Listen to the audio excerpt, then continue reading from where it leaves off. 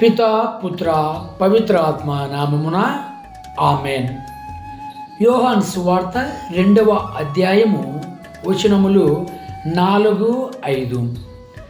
స్త్రీ, అది నాకేమి నీకేమి, నా గడియ ఇంకను రాలేదు అని యేసు పలికెను.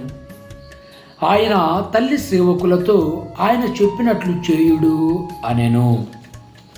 ప్రియులారా, మరియ తల్లి యొక్క మధ్యస్థ ప్రార్థన చాలా ఆధ్యాత్మికమైనది. మరియ తల్లి యొక్క మధ్యస్థ ప్రార్థన చాలా విలువైనది. మరియ తల్లి యొక్క మధ్యస్థ ప్రార్థన చాలా అమూల్యమైనది. మరియ తల్లి యొక్క మధ్యస్థ ప్రార్థన చాలా ముఖ్యమైనది. అందుకుగాను ఈ మధ్య కాలంలో జరిగినటువంటి 2 అద్భుతములను మీ ముందు ఉంచాలనుకుంటున్నాను.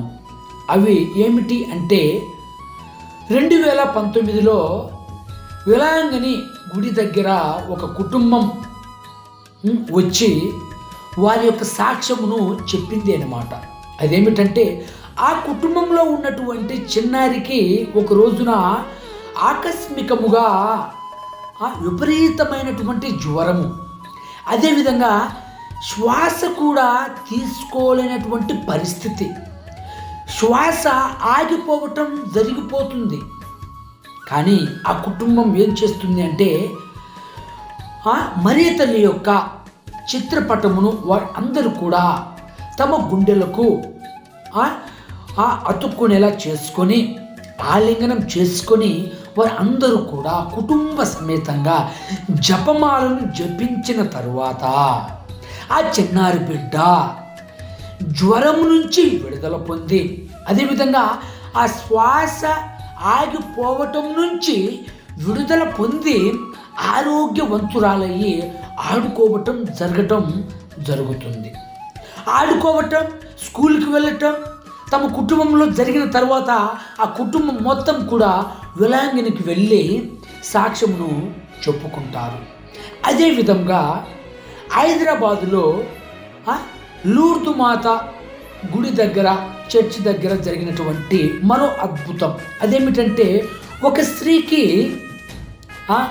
గర్భధారణ సమస్యలు ఎదురవుతాయన్నమాట. వారు ఏం చెప్తారంటే, చిన్నారి బిడ్డ చనిపోతాడు, కొంచెం ప్రాబ్లం అవుద్ది, చాలా సమస్యతో కూడినటువంటి ఆ యొక్క పరిస్థితిలో ఆ కుటుంబం కూడా జపమాలను జపించడం తరువాత ఆ డాక్టర్లు అందరూ కూడా ఆశ్చర్యంగా మాట్లాడే పలుకులు ఏమిటంటే, ఈమెకు ఎటువంటి ప్రాబ్లం లేదు, ఆ బిడ్డకు ఎటువంటి ప్రాబ్లం లేదు అని చెప్పేసి ఆ డాక్టర్లు చెబుతారు. ఆ కుటుంబం అంతా కూడా ఆ లూర్దు మాత చర్చి దగ్గరికి వెళ్ళి సాక్ష్యాన్ని చెప్పుకుంటారు.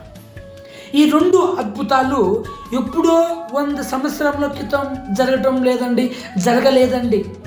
కేవలం 2019, 2022లో జరిగాయి ఈ 2 కూడా. చూడండి, మరియ మాత యొక్క మధ్యస్థ ప్రార్థన ద్వారా ఎన్ని అద్భుతాలు జరుగుతున్నాయో. మరియ మాత యొక్క మధ్యస్థ ప్రార్థన మన అందరినీ కూడా దేవాతి దేవునికి దగ్గర చేస్తాయి. మరియ మాత యొక్క మధ్యస్థ ప్రార్థన మన అందరినీ కూడా క్రీస్తులో ఏకం చేస్తాయి, క్రీస్తును తెలియచేస్తాయి, క్రీస్తులో విశ్వాసమును పెంపొందింప చేస్తాయి. మరియ మాత యొక్క మధ్యస్థ ప్రార్థన మన అందరినీ కూడా ముందుకు విశ్వాసంలో తీసుకెళ్తుంది. ఆ యొక్క మధ్యస్థ ప్రార్థన ఎంతో అద్భుతకరమైనది, ఆశ్చర్యకరమైనది, మహనీయమైనది. కాబట్టే ఈ 2 కుటుంబాలు కూడా అద్భుత రీతిగా వారి యొక్క కుటుంబంలో ఈ యొక్క మధ్యస్థతను వారు నెలకొన్నారు కాబట్టే, ఉంచుకున్నారు కాబట్టే దేవాతి దేవుడు గొప్ప కార్యాలు చేసి ఉన్నాడు. మరి మనం కథోలిక క్రైస్తవులైనటువంటి మనం ఆ యొక్క మధ్యస్థ ప్రార్థనను వేడుకుంటున్నామా? ఆ యొక్క మధ్యస్థ ప్రార్థన ప్రకారము మనం జీవిస్తున్నామా? ఆలోచించాలి ప్రియ సహోదరి ఎన్నో కుటుంబాలు నేటికి కూడా అద్భుత రీతిగా వారు అద్భుతాలను పొందుకుంటున్నారు. ప్రియ సహోదరులారా, మీ జీవితంలో మీరు మీరు బాధపడుతున్నారా? ఆ కొరత మీ జీవితంలో పోవాలి అంటే మధ్యస్థ ప్రార్థన వేడుకొనండి. మరియ మాత జపమాలను జపించండి. మరియ తల్లిని మీరు అడగండి. అడిగిన వెంటనే ఇచ్చేటటువంటి దయచేసేటటువంటి ఆ గొప్ప మాత మన మాత మరియ తల్లి.